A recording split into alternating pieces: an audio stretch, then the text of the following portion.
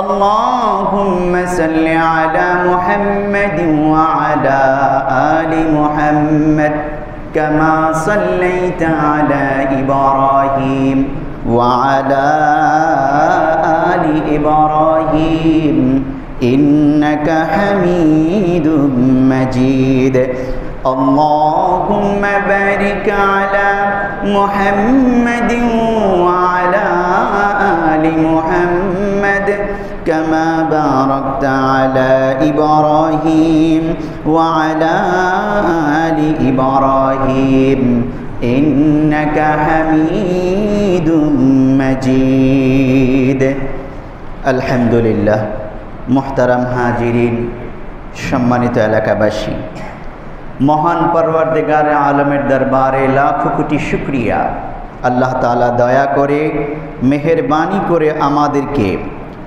পবিত্র জিলহজ মাসের সর্বশেষ জুমা 1445 হিজরির সর্বশেষ জুমায় বাইতুল মুনাব্বার জামে মসজিদে আমাদেরকে সমবেত হওয়ার তৌফিক দান করেছেন। এই জন্য অন্তর থেকে শুকরিয়াতান বলি আলহামদুলিল্লাহ। আজকে জিলহজ মাসের 28 তারিখ 1445 হিজরি, আষাঢ় মাসের 21 তারিখ 1431 বাংলা এবং জুলাই মাসের 5 তারিখ 2024 খ্রিস্টাব্দ। পৃথিবীতে পেয়ারা নবীর আগমনের পর অনেক ঘটনা ঘটে গিয়েছে। কিয়ামত হওয়ার আগ পর্যন্ত আরও অনেক ঘটনা ঘটবে। হাদিসের মধ্যে পেয়ারা নবী সাল্লাল্লাহু আলাইহি ওয়াসাল্লাম এই ঘটনাগুলোর পুঙ্খানুপুঙ্খ বর্ণনা দিয়েছেন। মুহাদ্দিসিন কিরাম পেয়ারা নবীর হাদিসগুলো আমাদের সামনে পেশ করেছেন। মহান আল্লাহ তাআলা কোরআনুল কারীমে সেই ব্যাপারে দিক নির্দেশনা দিয়েছেন। আমাদের দায়িত্ব, আমাদের কর্তব্য শেষ জামানার ফিতনার ব্যাপারে পেয়ারা নবী কী বলেছেন সেটা জানা এবং ঈমানের রাস্তায় চলার জন্য পরিপূর্ণ প্রস্তুতি গ্রহণ করা। যখন আমি জানতে পারবো যে আমার সামনে কোনটা বিপদ, কোনটা কিয়ামতের আলামত, কোনটা ভালো, কোনটা মন্দ, তখন আমার জন্য হেদায়েতের পথ বেছে নেওয়া সহজ হয়ে যাবে। প্রিয় হাজিরিন, আমি আজ আপনাদের সামনে আলোচনা করব কিয়ামতের আলামত।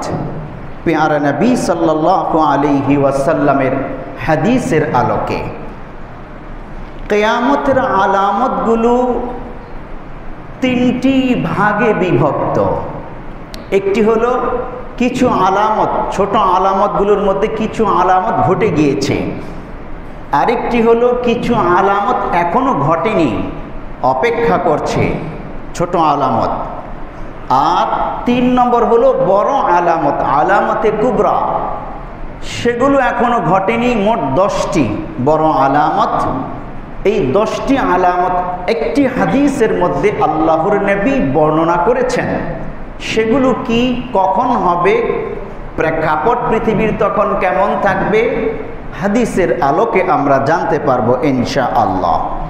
আজকে আমরা জানব কিয়ামতের ছোট ছোট যে আলামতগুলোর ব্যাপারে আল্লাহর নবী বলেছেন হাদিসে এবং এগুলো ঘটে গিয়েছে। এই আলামতগুলোর বর্ণনা, কিছু বর্ণনা আমরা আলোচনা করব ইনশাআল্লাহ। আল্লাহ রাব্বুল আলামিন কিয়ামতের আলামতের ব্যাপারে কোরআনুল কারীমে বলছেন, ইয়াসআলুনাকা আনিস সাআতি আইয়ানা মুরসাহা। হে নবী, তারা আপনাকে কিয়ামত কখন ঘটবে জিজ্ঞাসা করে। কুল ইন্নামা ইলমুহা ইনদা রাব্বি, আপনি বলে দিন তার জ্ঞান আমার রবের কাছে রয়েছে।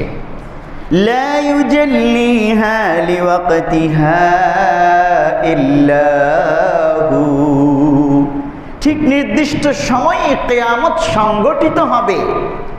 সাকুলাত ফিস সামাওয়াতি ওয়াল আরদ, যখন কিয়ামত সংগঠিত হবে তখন আসমান এবং জমিনের জন্য তা অত্যন্ত ভারী কঠিন হবে। কিয়ামত ভয়াবহ একটি জিনিস।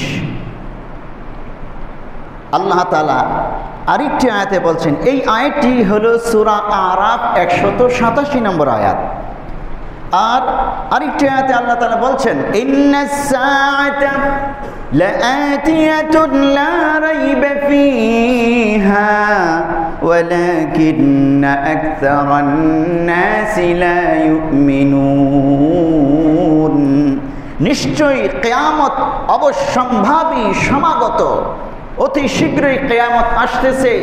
লা রাইবা ফীহা, এতে কোনোই সন্দেহ নেই বান্দা, কোনোই সন্দেহ নেই। ওয়ালাকিন্না আকসারান নাসি লা ইউমিনুন, কিন্তু অধিকাংশ মানুষ তা বিশ্বাস করতে চায় না, বুঝতে চায় না যে কিয়ামত সংগঠিত হবে আর এটা কত ভয়াবহ। অধিকাংশ মানুষ এই ব্যাপারে গাফেল। আপনি আপনার চতুর্দিকে তাকিয়ে দেখুন, সমাজে, রাষ্ট্রে, বিশ্বের মানুষদের দিকে তাকিয়ে দেখুন, কিয়ামতের ভয়াবহতার ব্যাপারে মানুষগুলো অজ্ঞ, বেখবর, গাফেল, কোনো প্রস্তুতি নেই, উদাসীনভাবে চলছে, যেভাবে খুশি সেভাবে চলছে। অথচ খুবই সন্নিকটে কিয়ামত মহান আল্লাহ তাআলা বলেছেন কোরআনুল কারীমে। আমাদের জন্য এই কিয়ামতের উপর আমরা কি আকীদা লালন করব, কি বিশ্বাস লালন করব, কোরআনের আয়াতের মাধ্যমে আমরা জেনে নেই। আল্লাহ তাআলা বলছেন, কুল্লু শাইইন হালিকুন ইল্লা ওয়াজহা লাহুল হুকমু ওয়া ইলাইহি তুরজাউন। কিয়ামতের ব্যাপারে প্রত্যেক উম্মত এই আকীদা লালন করবে, এই বিশ্বাস লালন করবে। কুল্লু শাইইন হালিকুন ইল্লা ওয়াজহা, কিয়ামতের সময়ে পৃথিবীর সমস্ত কিছু ধ্বংস হয়ে যাবে। ইল্লা ওয়াজহা, একমাত্র মহান আল্লাহ তাআলার সত্তা অবশিষ্ট থাকবে, সব ধ্বংস হয়ে যাবে। লাহুল হুকমু ওয়া ইলাইহি তুরজাউন, হুকুম এবং ক্ষমতা চলবে একমাত্র তার, মহান আল্লাহর। ওয়া ইলাইহি তুরজাউন, এবং তার দিকেই তোমাদেরকে প্রত্যাবর্তন করতে হবে, মহান রবের দিকেই আমাদেরকে প্রত্যাবর্তন করতে হবে। সূরা কাসাস আয়াত নম্বর 88, এই 1 নম্বর আকীদা পোষণ করব। 2 নম্বর, সুম্মা ইন্নাকুম ইয়াউমাল কিয়ামাতি তুবআতুন, সূরা মুমিনুন আয়াত নম্বর 16। অতঃপর ইসরাফিল আলাইহিস সালাম দ্বিতীয়বার যখন সিংহায় ফুৎকার দেবেন, সুম্মা ইন্নাকুম ইয়াউমাল কিয়ামাতি তুবআতুন, কিয়ামতের ময়দানে তোমাদেরকে আবার পুনরায় জীবিত করা হবে, যেটাকে আমরা বলি পুনরুত্থান।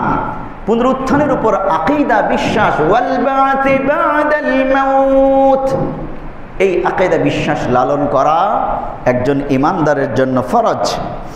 3 নম্বর আকীদা লালন করব কিয়ামতের ব্যাপারে, ইন্না ইলাইনা ইয়াবাহুম সুম্মা ইন্না আলাইনা হিসাবাহুম।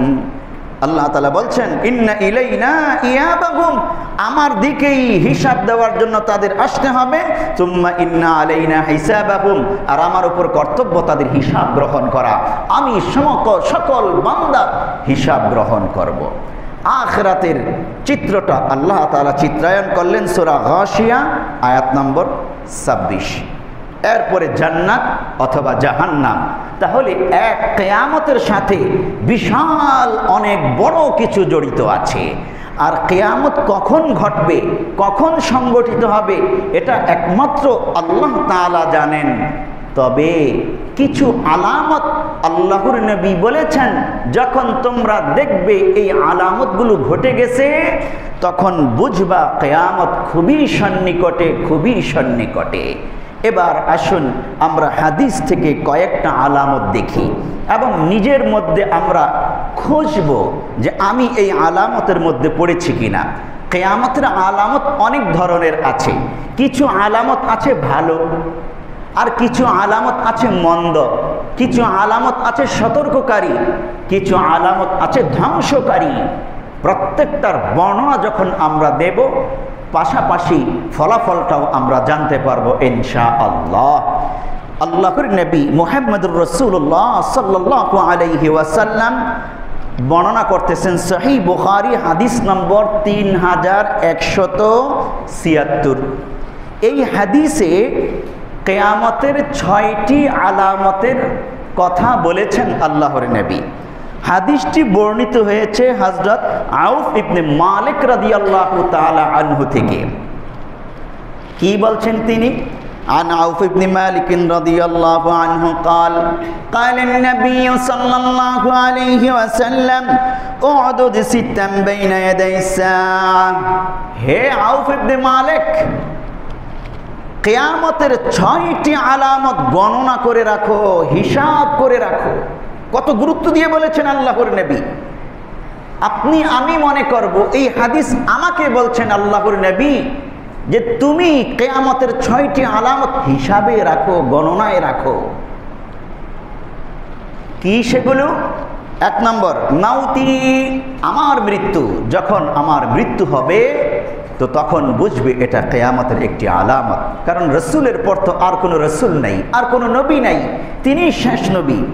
তিনি ইন্তেকাল করলে উম্মতের জন্য একটা সতর্কবাণী। এটা কিয়ামতের একটি আলামত। হযরত আউফ ইবনে মালিক বলছেন, যখন আল্লাহর নবীর জবানিতে এই কথা শুনলাম, কেঁদে দিলাম আমরা। পেয়ারা নবী থাকবে না, এই পৃথিবী তখন কেমন লাগবে, আমাদের জীবন কেমন লাগবে। আউফ ইবনে মালিক রাদিয়াল্লাহু তাআলা আনহু বলছেন, পেয়ারা নবী বললেন আমার মৃত্যু এটা কিয়ামতের আলামত। 2 নম্বর সুম্মা ফাতহু বাইতুল মাকদিস, বাইতুল মুকদ্দাস বিজয় লাভ করবে, মুসলমানরা বাইতুল মুকদ্দাস বিজয় অর্জন করবে। এটাও কিয়ামতের একটি আলামত। বুঝে থাকলে বলুন, কিয়ামতের এই আলামতটি ভালো না মন্দ? নিঃসন্দেহে ভালো। বাইতুল মুকদ্দাস বিজয় অর্জন মুসলমানরা করবে। আল্লাহর নবী ঘোষণা দিয়েছেন, আলামত বলেছেন কিয়ামতের। এমন সময়ে বলেছেন যেই সময়ে মুসলমানরা শুধু জাজিরাতুল আরবে সীমাবদ্ধ ছিল, আর বাইতুল মুকদ্দাস এত বিশাল শক্তিশালী রোমক বাহিনীর মোকাবেলা করে, তৎকালীন সুপার পাওয়ার রোম সাম্রাজ্যের মোকাবেলা করে লড়াই করে ছিনিয়ে আনতে হবে। এটা তো চারটিখানি কথা ছিল না। আল্লাহর নবী বলেছেন মুসলমানরা বিজয় অর্জন করবে বাইতুল মুকদ্দাস। এবং কয়েক বছর পরেই মুসলমানরা বাইতুল মুকদ্দাস বিজয় করেছিল। হযরত ওমর ইবনে খাত্তাব রাদিয়াল্লাহু তাআলা আনহু যখন খলিফাতুল মুসলিমিন হন, 16 হিজরিতে মুসলমানরা বাইতুল মুকদ্দাস বিজয় অর্জন করে। হযরত ওমর ইবনে খাত্তাব মদিনা থেকে ভ্রমণ করে নিজে বাইতুল মুকদ্দাসে যান, এই ফিলিস্তিনে আসেন, নিজের হাতে চাবি দিয়ে দরওয়াজা খোলেন এবং হযরত ওমর ইবনে খাত্তাব রাদিয়াল্লাহু তাআলা আনহু সর্বপ্রথম বাইতুল মুকদ্দাসের ওই দরওয়াজা দিয়ে প্রবেশ করেন। প্যারা নবী সাল্লাল্লাহু আলাইহি ওয়াসাল্লাম মেরাজ রজনীতে যেই দরওয়াজা দিয়ে বাইতুল মুকদ্দাসে প্রবেশ করেছিলেন, অতঃপর 2 রাকাত নামাজ আদায় করেন বাইতুল মুকদ্দাসে, শুকরানা নামাজ। হযরত ওমর ইবনে খাত্তাব রাদিয়াল্লাহু তাআলা আনহু সেই 16 হিজরিতে বাইতুল মুকদ্দাস বিজয় হয়েছে। মধ্যখানে মুসলমানদের হাত থেকে ক্রুসেডাররা এটা আবার ছিনিয়ে নিয়ে গিয়েছিল, কিন্তু ইতিহাসের বীর কেশরী সালাহউদ্দিন আইয়ুবী রাহমাতুল্লাহি আলাইহি সেই বাইতুল মুকদ্দাসকে আবার ক্রুসেডারদের হাত থেকে বিজয় অর্জন করেন। সেই যে বিজয় লাভ করেছে, এখনো মুসলমানদের কাছেই বাইতুল মুকদ্দাস আছে, যদিও স্বাধীন না, ইসরায়েল কবজা করে রেখেছে। হ্যাঁ, পরিপূর্ণ স্বাধীনতা অর্জন হবে বাইতুল মুকদ্দাসের অতি শীঘ্রই, এবং সেটাও আলামত রয়েছে হাদিসে। ধারণা করা হচ্ছে হযরত খলিফাতুল্লাহিল মাহদী এবং ঈসা আলাইহিস সালামের মুসলিম সেনাবাহিনী বাইতুল মুকদ্দাস বিজয় অর্জন করে পুরো পৃথিবীতে ইসলামের ঝান্ডা উড্ডীন করবে ইনশাআল্লাহ। প্যারে হাজিরিন, তাহলে আল্লাহর নবী দ্বিতীয় আলামত বললেন বাইতুল মুকাদ্দাস বিজয় করবে মুসলমানরা, এবং এটা 16 হিজরিতে সংগঠিত হয়েছে। সুম্মা মুতানুন ইয়াখুযু ফীকুম কাকুআসিল গানামি। পেয়ারা নবী সাল্লাল্লাহু আলাইহি ওয়াসাল্লাম 3 নম্বর আলামত বললেন এই হাদিসে, মহামারী আসবে, তোমাদেরকে মহামারী গ্রাস করবে। কাকুআসিল গানামি, ছাগল পালের মহামারীর মতো। ছাগল পালের মধ্যে মহামারী যেইভাবে ছড়িয়ে পড়ে, মুসলমানদের মধ্যেও মহামারী ছড়িয়ে পড়বে, অসংখ্য হাজার হাজার মানুষ মারা যাবে এই মহামারীতে। এটাও সংগঠিত হয়েছিল। এই হাদিসের রাবি তখনও জীবিত হযরত আউফ ইবনে মালিক রাদিয়াল্লাহু তাআলা আনহু হযরত মুআজ ইবনে জাবাল রাদিয়াল্লাহু তাআলা আনহুকে বলতেছিলেন, ফাতহুল বারি শারহুল বুখারী গ্রন্থের মধ্যে এই হাদিসের ব্যাখ্যায় হযরত ইবনে হাজার আসকালানী রাহমাতুল্লাহি আলাইহি উল্লেখ করতেছেন যে হযরত আউফ ইবনে মালিক রাদিয়াল্লাহু তাআলা আনহু হযরত মুআজ ইবনে জাবাল রাদিয়াল্লাহু তাআলা আনহুকে বলতেছিলেন, হে রাসূলের প্রিয় সাহাবী, এই হাদিসে যেই 6টি আলামতের কথা আল্লাহর নবী বলেছেন, 3টি আলামত দেখতে পেয়েছি, বাকি 3টি এখনো দেখতে পাই নাই, অপেক্ষায় আছি। সেই 3টি কি? আল্লাহর নবীর মৃত্যু, বাইতুল মুকাদ্দাস বিজয় 16 হিজরিতে, অতঃপর 18 হিজরিতে হযরত ওমর ইবনে খাত্তাব রাদিয়াল্লাহু তাআলা আনহু এর খেলাফতকালেই মহামারী ছড়িয়ে পড়ে সিরিয়া অঞ্চলের একটি জায়গায়, যেখানে মুসলিম মুজাহিদ বাহিনী রোম সাম্রাজ্যের বিরুদ্ধে লড়াই করে বিজয় অর্জন করেছে। হাজার হাজার রোমক বাহিনীকে পরাজিত করে হত্যা করে বিজয় অর্জন করেছে। ইয়ারমুকের প্রান্তরে বিজয় অর্জন করেছে।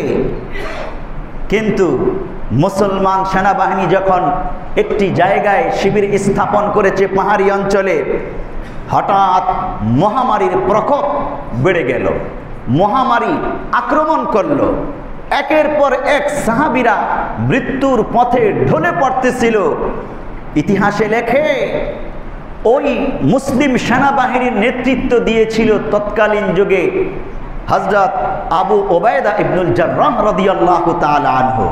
আপনারা জানেন, আশারা মুবাশশিরা, জান্নাতের সুসংবাদ প্রাপ্ত সাহাবীর সংখ্যা কত?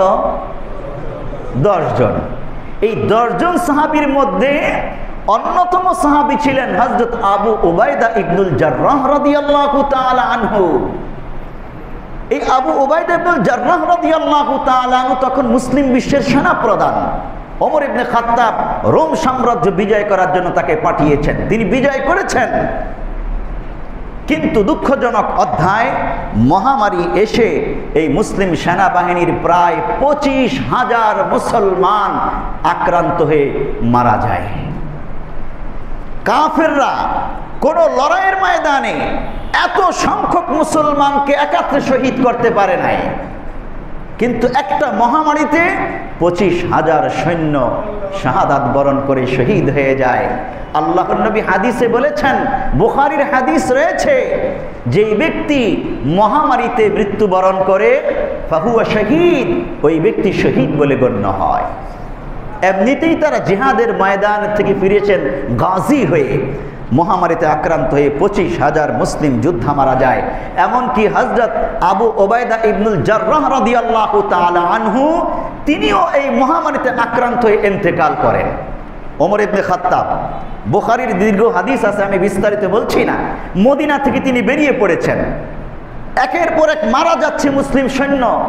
হযরত ওমর বেচাইন হয়ে গেছেন, মদিনায় বসে থাকতে পারেন নাই, মদিনা থেকে বেরিয়ে গেছেন এই মুসলিম সেনাবাহিনীকে উদ্ধার করার জন্য।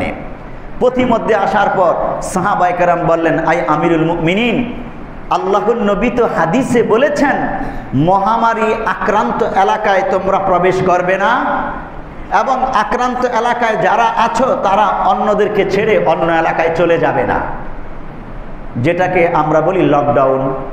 মানে এলাকাটা লকডাউন, কেউ বের হবে না, কেউ প্রবেশ করবে না। এটা রাসূলের বর্ণনা, বুখারীর হাদিস। হযরত ওমর ইবনে খাত্তাব রাদিয়াল্লাহু তাআলা আনহু তখন সাহাবীদের এই পরামর্শ গ্রহণ করলেন, কিন্তু খবর পাঠাইলেন সেনাপ্রধানকে হযরত আবু উবাইদা ইবনুল জাররাহকে যে আপনি আসুন, আপনাকে আমি মদিনায় নিয়ে যাই। তিনি আক্রান্ত হয়ে গেছেন এর মধ্যে। হযরত আবু উবাইদা ইবনুল জাররাহ রাদিয়াল্লাহু তাআলা আনহু বললেন, আই আমিরুল মুমিনিন, না, আমার ভাগ্যে যদি মৃত্যু লেখা থাকে এখানেই আমার মাউত হবে, মদিনায় গেলেও আমার মাউত হবে, সুতরাং আমি আমার মুসলিম ভাইদের সাথে এখানেই থাকব, আল্লাহর নবীর হাদিস অনুসরণ করব, এখান থেকে বের হব না। রইলেন তিনি। ওমরের আবদার শুনলেন না। ওমর রাদিয়াল্লাহু তাআলা আনহু রওনা হলেন, মদিনার দিকে প্রবেশ করলেন। রাসূলের হাদিস শুনেছেন।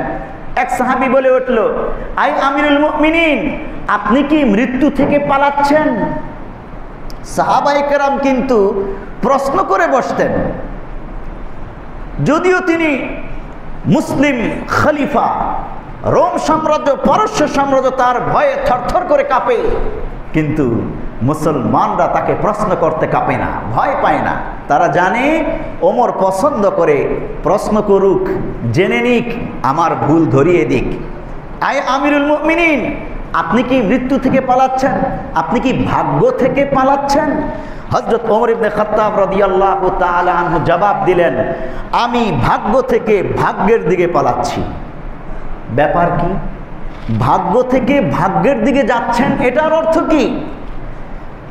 ওমর ইবনে খাত্তাব বুঝাতে চাইলেন, এই মহামারী আক্রান্ত এলাকা আল্লাহর নবী প্রবেশ করতে নিষেধ করেছেন, আমি প্রবেশ করছি না, বরং আমি চলে যাচ্ছি মদিনাতে। আল্লাহর নবীর হাদিস আছে, মুসলমানরা নিজেকে সেভ করবে, প্রস্তুতি গ্রহণ করবে। তো আমি ভাগ্যের থেকে ভাগ্যের দিকে যাচ্ছি, অর্থাৎ আমার জন্য এখানে থাকা হয়তো ভাগ্যে নেই, আমার জন্য হয়তো ফিরে যাওয়াই ভাগ্য, সুতরাং আমি আমার ভাগ্যের দিকেই ফিরে যাচ্ছি। জবাবটা চমৎকার হয়েছে। আরও অনেক ব্যাখ্যা আছে, আমি সেই দিকে যাচ্ছি না। আমাদের জন্য তালিম, আমাদের দায়িত্ব হলো কোরআন হাদিসের অনুসরণ করা, আল্লাহর উপর তাওয়াক্কুল করা, আর জাতিকে বাঁচানোর জন্যে, নিজে সুস্থ থাকার জন্যে যতটুকুন সম্ভব চেষ্টা তদবির করে যাওয়া। তাকদীর এবং তদবির দুটা সমান্তরাল চলবে। তাকদীর আল্লাহর হাতে, তদবির বান্দার হাতে। চেষ্টা প্রচেষ্টা বান্দা করে যাবে ভালোর জন্য, কল্যাণের জন্যে। এটা আমাদের জন্য সবক। যাই হোক, হযরত ওমর ইবনে খাত্তাব রাদিয়াল্লাহু তাআলা আনহু মদিনায় ফিরে যান। হযরত আবু উবাইদা ইবনুল জাররাহ রাদিয়াল্লাহু তাআলা আনহু ওই ময়দানেই মহামারীতে আক্রান্ত হয়ে ইন্তেকাল করেন। তাহলে আল্লাহর নবী হাদিস বলেছেন, অক্ষরে অক্ষরে সাহাবী আউফ ইবনে মালিক রাদিয়াল্লাহু তাআলা আনহু নিজের চোখে দেখলেন এবং হযরত মুআয ইবনে জাবাল রাদিয়াল্লাহু তাআলা আনহুকে বললেন, ও রাসূলের সাহাবী, আমি তো আল্লাহর নবীর বর্ণনা করা হাদিসের 6টি আলামতের 3টি দেখে ফেলেছি, বাকি 3টি এখনো দেখেননি। কি সেই বাকি 3টি? প্যারা নবী সাল্লাল্লাহু আলাইহি ওয়াসাল্লাম বলছেন, 4 নম্বর,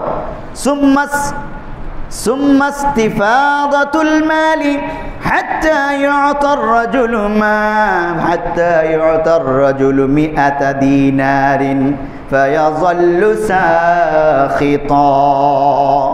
প্যারা নবী বলতেছেন, মানুষের সম্পত্তি এত বেড়ে যাবে, এত প্রাচুর্যময় হবে সম্পদের, এবং মুদ্রার মূল্যমান এত কমে যাবে এবং সম্পত্তি এত বেড়ে যাবে, হাত্তা ইউতার রাজুলু 100 দিনারিন ফায়াযাল্লু সাখিতা। এমনকি কোনো ব্যক্তিকে যখন 100 দিনার দেওয়া হবে তাতেও সে সন্তুষ্ট হবে না। কোনো ব্যক্তিকে 100 দিনার দেওয়ার অর্থ কি? দুটো অর্থ হতে পারে। একটি অর্থ হলো শ্রমিককে তার শ্রমের বিনিময়ে 100 দিনার দেবে, তারপরও সে সন্তুষ্ট হবে না, আমাকে আরো দিতে হবে, এই সামান্য টাকার জন্য আমি কাজ করেছি। আপনি এখন দেখুন শ্রমের মূল্য দিনের পর দিন কিভাবে বাড়ছে, এটা ভবিষ্যতে কতটা আকাশচুম্বী হয় কল্পনা করা যায় না। সেই আগের যুগে আমি দেখেছি, আমি যখন ছোট, গার্মেন্টস শ্রমিকের বেতন ছিল 300 টাকা। কয় টাকা? 300 টাকা, মাসে 300 টাকা।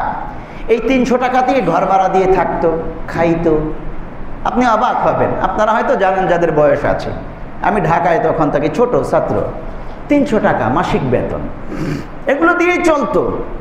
কিন্তু এখন 3000 না, এত কিছুই না, এখন 30,000। 30,000 হলে একজন শ্রমিকের মোটামুটি চলে বেতন। এই জন্য মাসিক স্যালারি, বেসিক, ওভারটাইম সহ 25,000 30,000 টাকা মাসে স্যালারি তুলে একজন শ্রমিক। কিন্তু এটাতেও হয় না, সংসার চলে না। আন্দোলন করে শ্রমিকরা। কেন আন্দোলন করে? কারণ টাকার মূল্য এত কমে গেছে আর সম্পদ এত বেড়ে গেছে, পরিবেশ পরিস্থিতি এমন হয়েছে যে এখন এটা দিয়ে কিছুই হয় না। আল্লাহর নবী হাদিসে বলেছেন 100 দিনার দেবে, তারপরেও সে সন্তুষ্ট হবে না। এই হাদিসের দ্বিতীয় ব্যাখ্যা, ভিক্ষুক।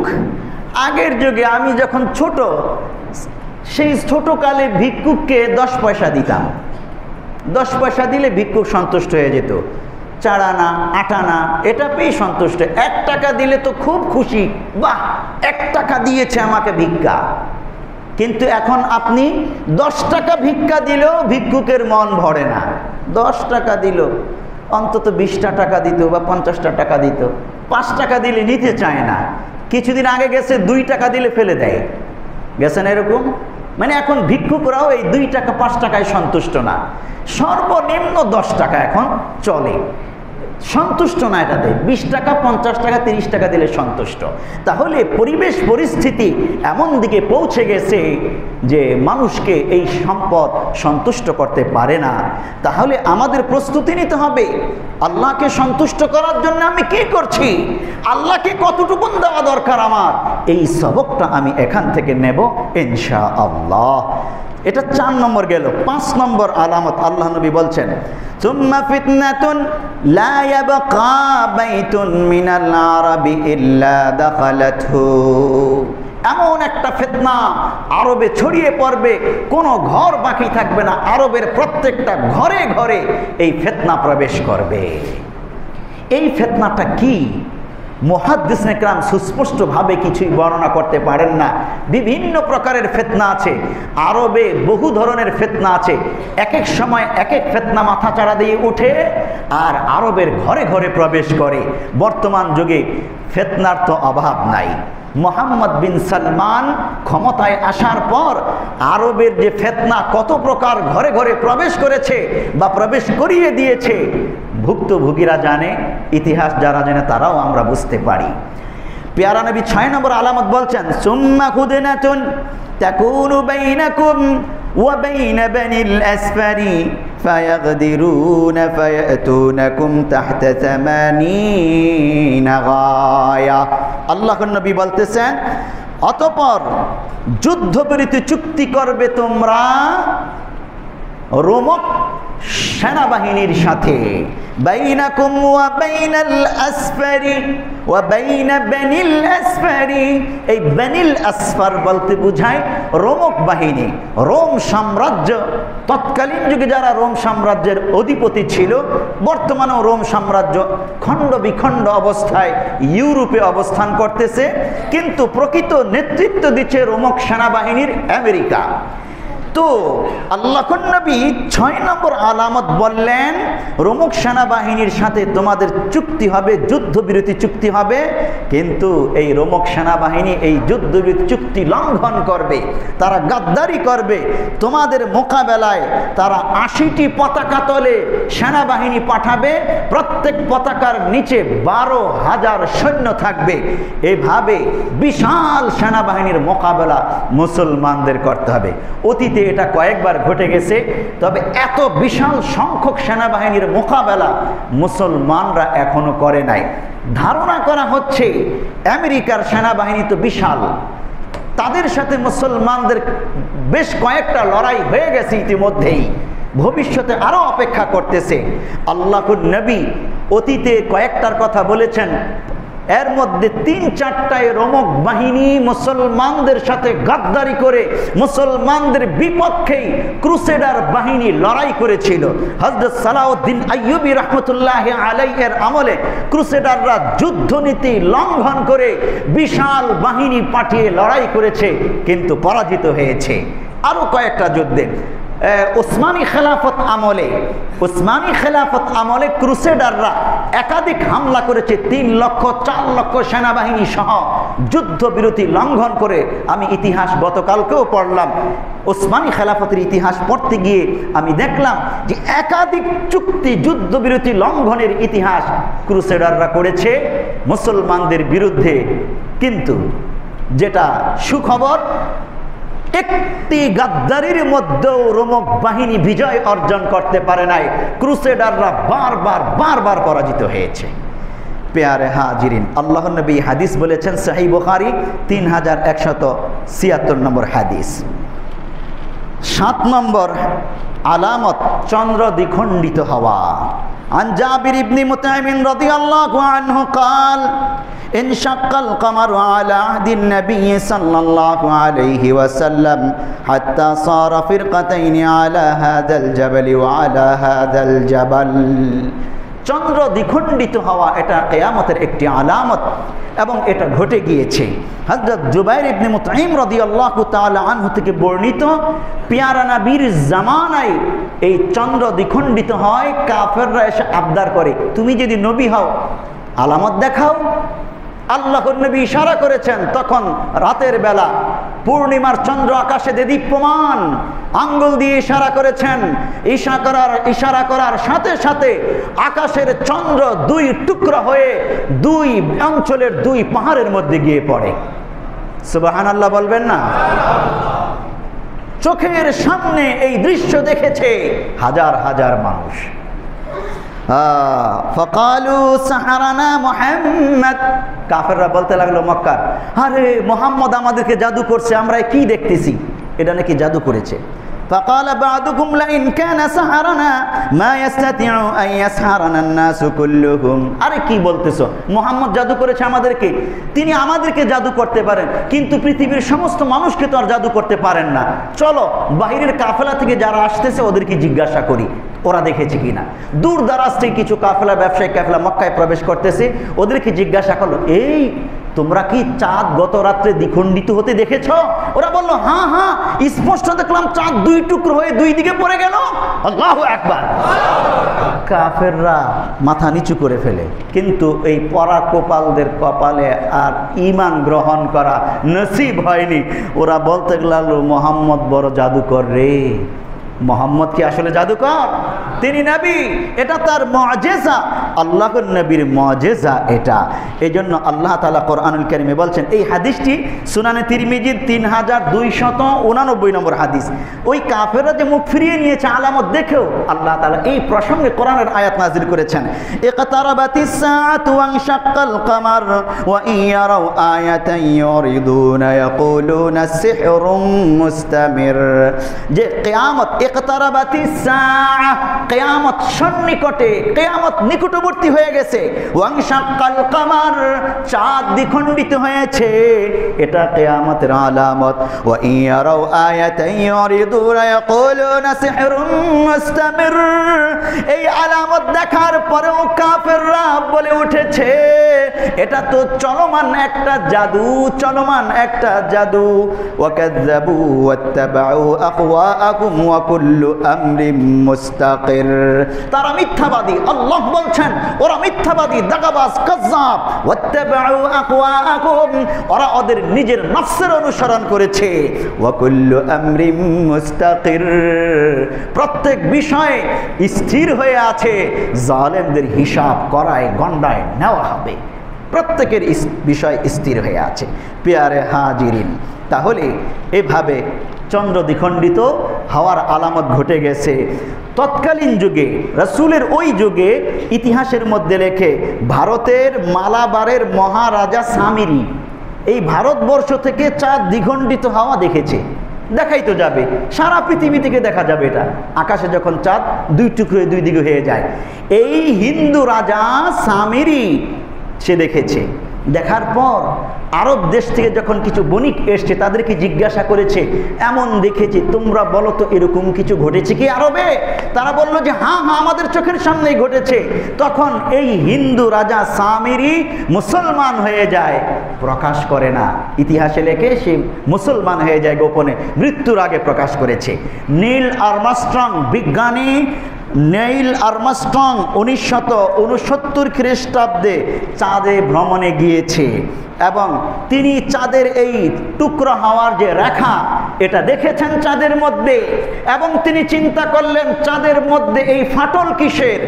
ওখান থেকে কিছু বালি পাথর নিয়ে এসছে গবেষণার জন্যে, এবং চাঁদের মধ্যে একটা আওয়াজ শুনতে পেয়েছেন যেটা আজান দেয় মুয়াজ্জিন। এই আওয়াজ, পৃথিবীতে এসেও এই আওয়াজ শুনলেন, গবেষণা করলেন, ইতিহাস ঘাঁটলেন, জানতে পারলেন মুসলমানদের নবী ইশারায় চাঁদ 2 টুকরো হয়েছে। ওই রেখা নিজের চোখে তিনি দেখে এসেছেন। নীল আর্মস্ট্রং তখন মুসলমান হয়ে যায়। এই বিজ্ঞানী মুসলিম হিসেবে ইন্তেকাল করে, জীবনের শেষ মুহূর্তে সে প্রকাশ করে তার মুসলিম হওয়ার ইতিহাস। আমরা কেন এই আলামতগুলো দেখে আমাদেরকে পাক্কা ইমানদার বানাবো না, রাসূলের পাক্কা উম্মত বানাবো না? আল্লাহ তাআলা আমাদেরকে এই কথাগুলো বুঝার, আমল করার তৌফিক দান করুন, বলি আমিন। কিয়ামতের আরও বেশ কিছু আলামত আমরা শুনতে পাবো ইনশাআল্লাহ, এবং প্রত্যেকটা থেকে সবক গ্রহণ করব। যা কিছু আলোচনা হলো আল্লাহ তাআলা আমল করার তৌফিক দান করুন, আমিন। ওয়া মা আলাইনা ইল্লাল বালাগ। 4 রাকাত ক্বাবলাল জুমা আদায় করে নিই।